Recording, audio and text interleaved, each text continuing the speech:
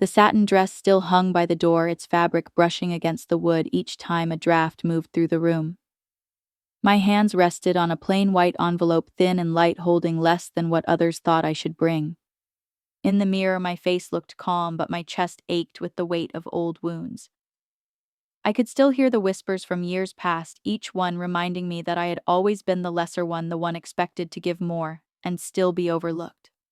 Tonight was supposed to be a celebration. Yet I felt a knot tightening in my stomach, a warning that I would not be welcomed as a guest but measured as a wallet. I thought of my daughter's soft hair against my palm that morning, how she smiled as though the world was simple and safe. I carried that memory like a fragile lantern inside me, afraid the storm waiting ahead would shatter it. My breathing slowed, heavy with dread, the air thin, as if the walls themselves pressed closer. Why did I keep hoping they might treat me with kindness when history had shown me again and again that cruelty was their only gift? I had built a life that was quiet, not grand, but steady after years of being dismissed in my own family. My small house on the edge of town held no chandeliers or marble floors, only worn rugs and shelves stacked with books I had read to my daughter at night. I worked long hours, often 2 jobs at once, not for luxury, but to keep the lights on, to keep food warm on the table. I never expected thanks, but I had hoped that at least my efforts would be seen. In my family's eyes, though, I was always the shadow standing beside my sister. She had been treated like a jewel from the day she was born. People told her she sparkled, that she deserved the finest. And maybe she believed it so deeply that she came to see the rest of us as plain stones, useful only when she needed to shine brighter. My parents reinforced that story without hesitation. They saved for her gowns, her travels, her endless needs, while I learned to stretch $1 until it frayed. I stopped asking for help years ago. Independence became my armor, though the dents from their rejection never truly disappeared. As her wedding approached, I prepared as best I could. I bought a second-hand dress, pressed it carefully with the old iron, and told my daughter that love mattered more than glitter. She looked at me with wide eyes, asking if we would be welcome. I smiled and said yes, though. In my chest, I knew the answer was fragile.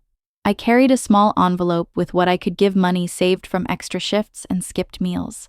It was not 10,000, not even close, but it was honest. Still, I sensed it would never be enough for them. On the morning of the wedding, I brushed my daughter's hair, weaving a small braid at the side, wanting her to feel beautiful no matter how others looked at us. She hummed a tune, unaware of the tension coiling through me. I reminded myself to breathe, to walk into that place with my head high, even if whispers followed. In the mirror, I caught my own reflection and thought about all the years of swallowing pain. How many times had I walked into rooms where my presence was tolerated rather than welcomed? How many times had I convinced myself that if I stayed quiet, I might finally be loved? The day stretched before me like a test I had already failed. Yet I went because some part of me still clung to the hope that family could mean more than money, more than shame, more than what they had always demanded. The reception hall glittered like a world I did not belong to. Crystal chandeliers scattered light across white linens and towering centerpieces, each one dripping with roses and orchids. The air smelled of champagne and expensive perfume, the kind that clung to silk sleeves and whispered of money. I held my daughter's hand as we walked in, her eyes darting with wonder, mine heavy with caution. I had learned to read the atmosphere in these rooms long before the first words were spoken. A glance here, a smirk there, it was enough to remind me that my place was fragile, borrowed, conditional. My sister shone in her dress, layers of satin rippling like waves. Guests circled her, offering compliments thick with envy. When her gaze landed on me, the sparkle in her smile sharpened into something colder, as if my presence had ruined her symmetry. She leaned toward an aunt and whispered, too loud to be missed. Laughter followed, quiet but pointed like the snap of a twig in the woods when you know you are being watched. My daughter tugged on my sleeve, asking if we should sit. I guided her to a table near the edge of the room, the one without flowers or decorations, a table placed for those considered unimportant. The chairs wobbled, their cushions thin, and I understood the message. It was never about space, it was about placing me where I could be seen but never celebrated. A cousin stopped by, her eyes sliding to the envelope I carried in my bag. She asked casually, but her tone bit like frost. You brought something fitting, didn't you? My throat tightened.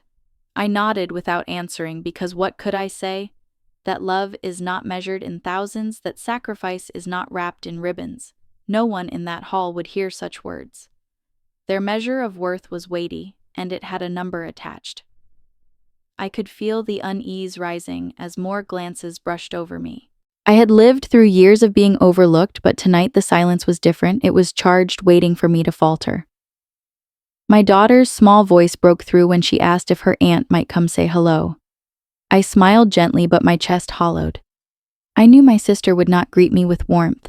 She would wait for the right moment, a stage set with polished forks and filled glasses to make her disdain clear. I felt the first tug of dread coil deeper, the knowledge that this night was less about her vows and more about my humiliation. Dinner had just begun when the shift happened. Plates of roasted lamb and golden potatoes were set in front of us, and yet I could not taste a single bite. My sister rose from her seat at the head table, her smile wide for the guests, but her eyes sharp as blades. She tapped her glass with a fork, the ringing sound slicing through the chatter until the room fell silent. Family is about generosity, she began, her voice dripping with honey. Some of us understand that better than others. The crowd chuckled politely, but I felt the heat creep up my neck. Her gaze found mine across the tables, and I knew the moment had arrived. She lifted a crystal box from under her chair and opened it, revealing stacks of checks and envelopes, gifts from others' names whispered with approval. Then her tone hardened. Of course, it's only right that close family give more. 10,000 is nothing when it comes to showing loyalty. A ripple of murmurs spread, heads turning toward me like a tide I could not resist. My daughter shifted uncomfortably beside me, sensing the weight of the spotlight. I steadied my breath and spoke, my voice quiet but clear. I brought what I could. It is honest. It is from the heart. The room stilled, and then came the laughter. Not all at once, but in bursts from corners of the hall like fire catching dry grass. My sister's lips curled. From the heart she repeated, mocking the phrase until it no longer belonged to me. Always the excuse. Always less than everyone else. I felt the old wounds tear wider, the years of being told I was not enough poured into this single moment. Eyes bore into me, weighing the worth of my existence against a number. I wanted to shrink, but I held myself upright, though my hands trembled beneath the tablecloth. My daughter clutched my arm, whispering, "Mom, it's okay." Her innocence seared me more than the jeers. My sister stepped closer, her heels clicking like a countdown. She leaned near enough for only me to hear. "You will give me the money, or you will regret ever walking through those doors." The venom in her tone left no room for doubt. It was no longer about a gift. It was about crushing me publicly, reducing me to nothing while the world applauded. I swallowed hard, feeling the walls close in, the humiliation pressing like a stone on my chest. The night had turned, and I knew the storm was only beginning. The first scream tore through the reception like glass breaking. It happened so fast that at first I thought my ears had tricked me, but then the sound of chairs scraping and gasps rising from every corner of the hall confirmed what my eyes refused to believe. My sister had lunged across the room, her hand twisted in my daughter's hair, dragging her with a violence so raw it made my stomach seize. My little girl's body slammed against the wall with a dull thud that echoed louder than the music ever had. For a heartbeat, the entire hall froze. Forks hovered above plates. Champagne flutes trembled in midair. The band faltered, one note hanging unfinished in the thick silence. Then came the second scream, mine. It ripped from me without thought, born from a place older than reason, deeper than language. I tried to move, but my body felt bound by chains of disbelief. This was my sister, the child I once shared a bedroom with, the girl who used to beg me to braid her hair. And now her fist was tangled in the strands of my daughter's head, yanking until her face twisted with pain. "Let her go!" I shouted, my voice hoarse, my hands shaking as I pushed back my chair so hard it toppled. The guests shifted uneasily, some standing, some sitting, all trapped between horror and hesitation. Not one person stepped forward. My daughter clawed at her aunt's wrist, her small hands slipping against the force that held her. Her braid unraveled strands tearing free, the sound of ripping hair almost louder than her cries. My sister's face was unrecognizable, twisted with rage, eyes wild and unblinking. She hissed words I barely understood, accusations about disrespect, betrayal, and debts unpaid. None of it mattered. All I saw was my child in her grip. I stumbled forward, my knees weak, the room tilting with the weight of the moment. I reached out, but my sister shoved me back with her free hand, the heel of her palm slamming into my shoulder. I staggered but didn't fall, though my vision blurred with tears. The crowd gasped again, but still no one intervened. They were rooted in their seats, watching tragedy unfold as if it were entertainment, their expressions pale and conflicted. My daughter's voice cracked into a plea. "Mom!" The sound split me in two. My body surged with a strength I didn't know I had. I grabbed at my sister's wrist, prying her fingers one by one. Her grip was iron, but rage makes a woman stronger than she should be. For a moment we were locked there, me pulling, her clinging, my daughter caught in the middle like a rope in a cruel tug-of-war. My nails dug into her skin, and finally, with a sharp jerk, I freed a few strands of hair from her grasp. My daughter stumbled into me sobbing, but before I could shield her fully, my sister struck again. She lunged, slapping across my daughter's cheek so hard the sound echoed like a gunshot. Gasps filled the hall, louder now, edged with shock.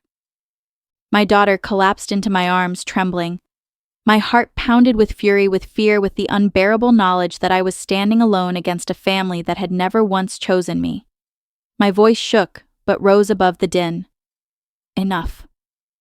The word cracked through the air, heavy with desperation. My sister snarled, reaching again, her hand raised high.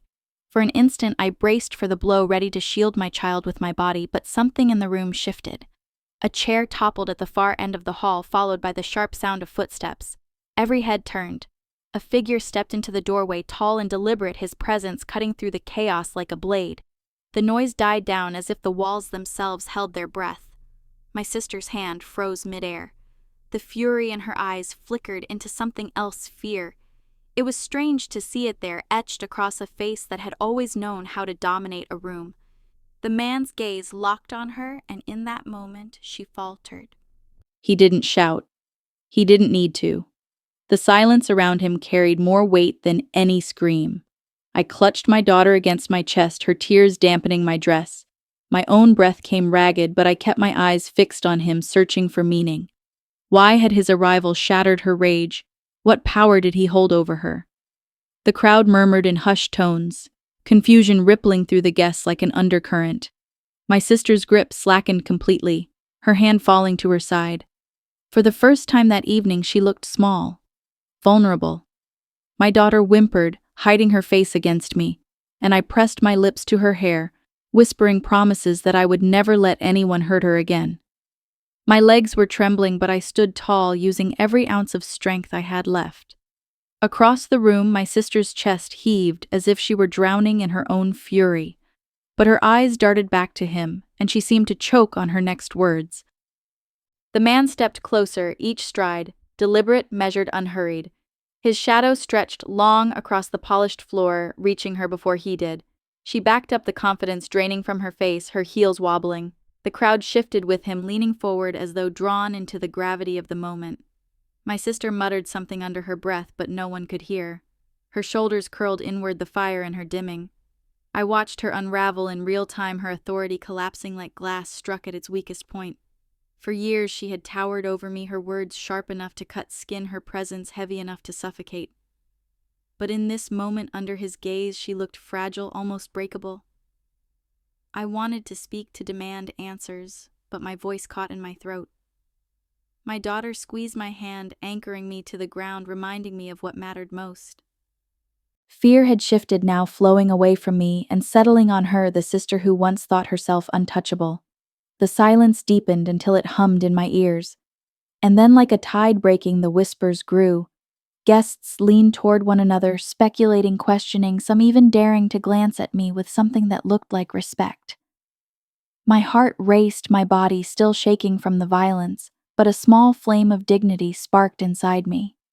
I had not crumbled. My child was in my arms. My sister's cruelty had been laid bare for all to see, and she could no longer hide behind charm or wealth. I drew in a long breath, tasting salt and metal on my tongue, and whispered to myself, "It ends here." I held that truth tightly, even as the night hung suspended between terror and revelation, even as I wondered what would come next. Whatever his presence meant, whatever story had just begun, I knew one thing: my daughter and I had already survived the worst of it. And survival in that moment felt like victory. The doorway seemed to hold him in a frame of light, though the chandeliers above were dim. His shoulders were broad, his steps unhurried, the kind of movement that belonged to someone who had no need to prove himself. The guests parted as he advanced, whispers spilling like water between tables. My sister, who had always commanded every room with ease, stumbled backward as though the air itself had shifted against her. She had been the storm only moments before, but now her fury fractured into something more brittle: fear. I tightened my arms around my daughter, feeling the rapid beat of her heart against mine. She buried her face in my dress, trembling, while I forced myself to look up to meet the gaze of the man who had entered. He did not look at me first.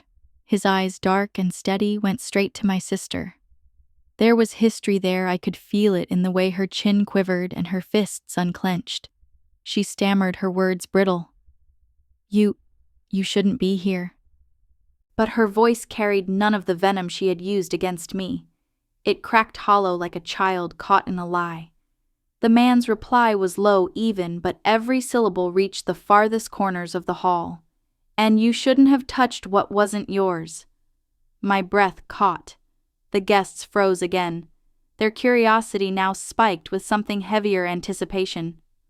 Who was he to speak with such authority, to strip the arrogance from her with nothing more than a sentence? My sister shook her head rapidly, her earrings trembling. "This is my wedding. You have no right." He stopped just a few feet from her, his presence towering, though he did not raise his voice. "You forfeited your right when you laid a hand on her child." Silence, thick, suffocating. All eyes darted between them. I felt the ground tilt, realization spreading slowly through me. He had come for us, not for them. My throat burned, but I said nothing, unwilling to shatter the fragile shift that had landed in my favor. My sister tried to laugh, but the sound was sharp, desperate. "Always so dramatic. You think anyone here cares about her? She's nothing. She's always been nothing." Her hand pointed toward me, trembling as she clung to the last shred of her stage. My stomach knotted, but I stood straighter, refusing to let her words pierce me this time. The man's gaze followed her gesture, landing on me at last. For an instant, the world went still. His eyes softened slightly, recognition flickering, though I could not place him. Something unspoken passed between us like a rope tossed across a chasm. Then he turned back to her, his jaw tight. "You've made a spectacle long enough. It ends now." My sister's face drained of color. She opened her mouth, then closed it, trapped between defiance and dread. For years, she had relied on the power of others' silence. But tonight, that silence betrayed her. People were watching, but not with admiration. They were watching with judgment. She saw it too, the shift in their eyes. Her charm, once unshakable, cracked under the weight of truth revealed in public. My daughter lifted her face slightly, peeking at the scene with red, tear-swollen eyes. I pressed a kiss into her hair, whispering that she was safe, though my own pulse still thudded violently. My sister's hands shook as she tried to gather her gown around her to recover the poise she had lost. She spat out a final attempt. "You think you can humiliate me on my day? You think anyone will side with her?" But her words no longer landed. They fell flat against the hush of the room. The man stepped closer, so near now that she had to tilt her head to look at him. His presence was not loud, yet it filled every empty space. He leaned in just enough for his voice to cut through her. "No one had to humiliate you. You did it yourself." Her lips trembled, her eyes darting wildly to the guests as though begging them to intervene, to laugh, to restore her crown. But they did not. Some looked away, others stared with a strange mixture of pity and disgust. For the first time in my life, I saw her stripped of power, standing in the same vulnerability she had forced me to live in for decades. and I felt something bloom inside me, not glee, not vengeance, but a release I had longed for. My daughter clung tighter, her breath steadying, and I realized that this moment was not about my sister's downfall. It was about us reclaiming the dignity she had tried to steal.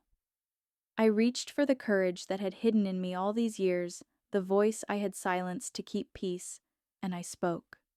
My words came low, but unshaken. "We're leaving." Gasps again, soft but clear. My sister's eyes widened, panic lacing her features. "No, you can't just walk away. You owe." But the man cut her off with nothing more than a glance. She faltered, her words dying in her throat. My feet carried me toward the exit, each step fueled by the strength of survival.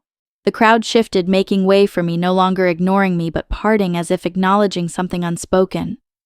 My daughter's hand was warm in mine, her steps small but determined. I felt the air change as we crossed the hall, away from the glittering chandeliers and poisoned laughter. Behind us, I heard the first whispers rising about her, not me. About what they had seen, what they could no longer deny. I did not turn back. For the first time in years, I had no need to.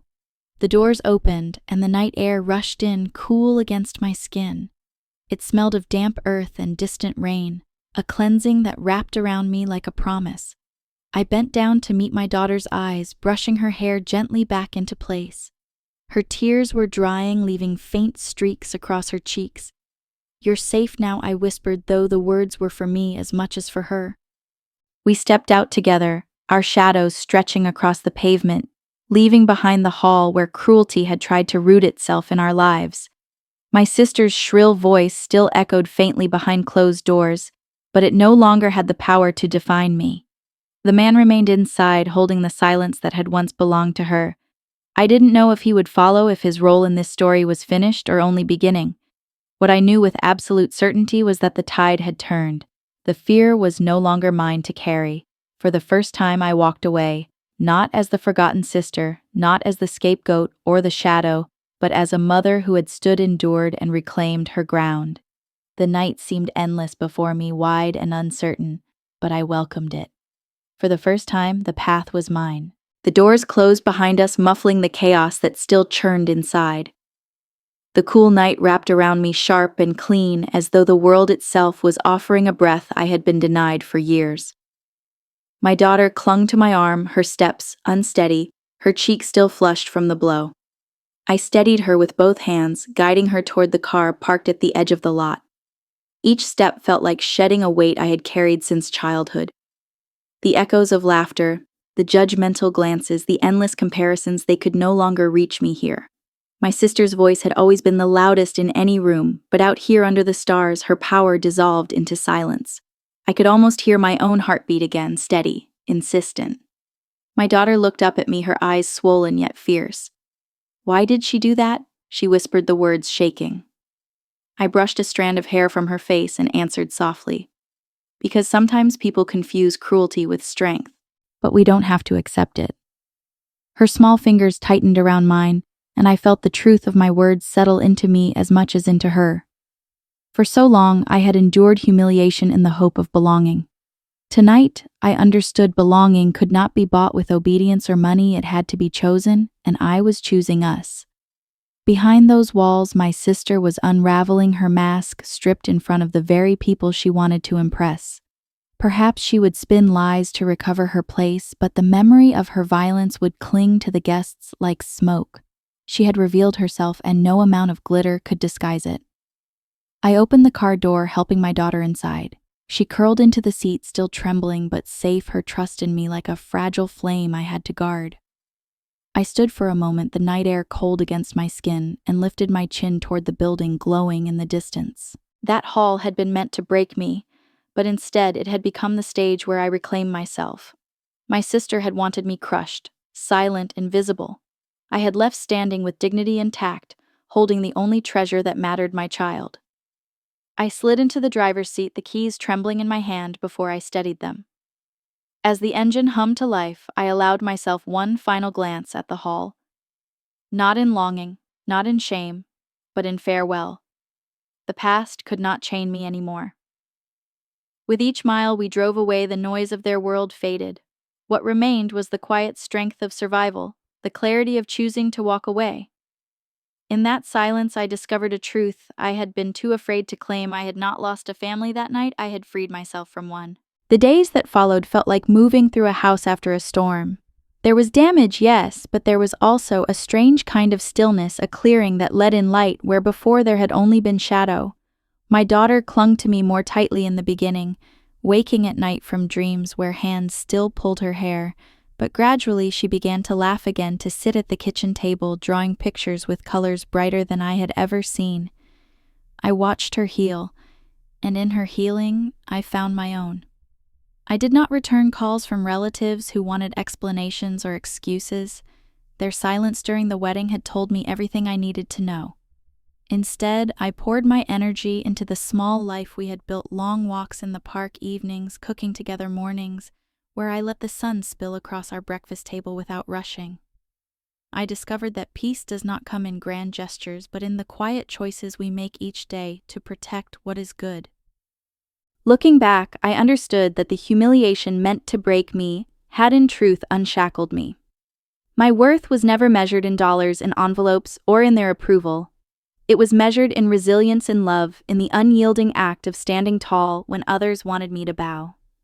My sister's wedding had ended one story, but begun another, the story of how I finally returned to myself. And perhaps that is what I want others to know, that dignity is not granted by family or taken by cruelty. It is ours to keep. If you have carried wounds like mine, I hope you believe that you too can step into the night and find freedom waiting.